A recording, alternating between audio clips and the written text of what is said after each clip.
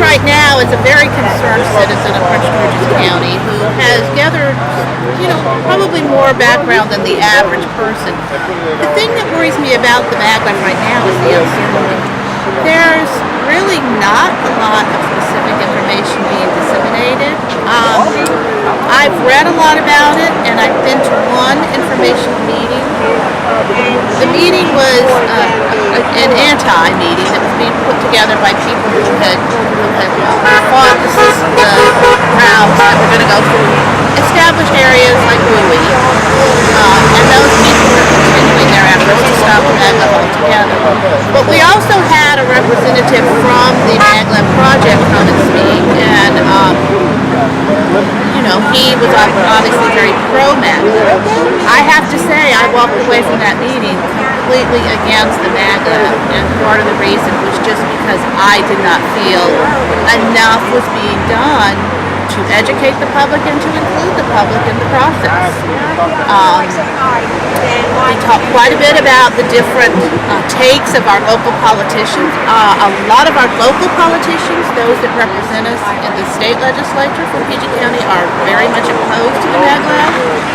The national representatives, it seems, has not yet taken a stand, and perhaps they have not taken a stand because they themselves do not have enough detail and information. And who would at this point?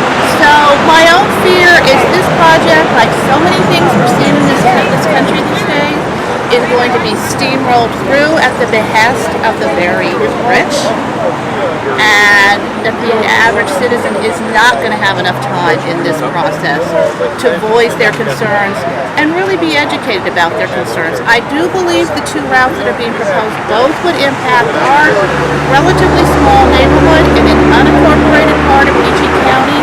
I say that because I think that if you're unincorporated, you're not part of a city government.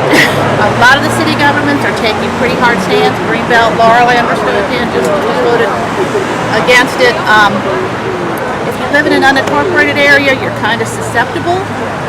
Kingswood is just starting, our local neighborhood association is just starting to, I think they're about where I am in terms of understanding and information. But I think one of the things we do know is that both routes now being considered are going to go under our neighborhood.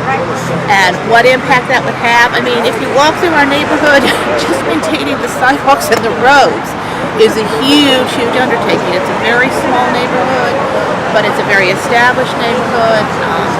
There are a lot of people, first-time home buyers in our neighborhood, and there's so much uncertainty with what it could do.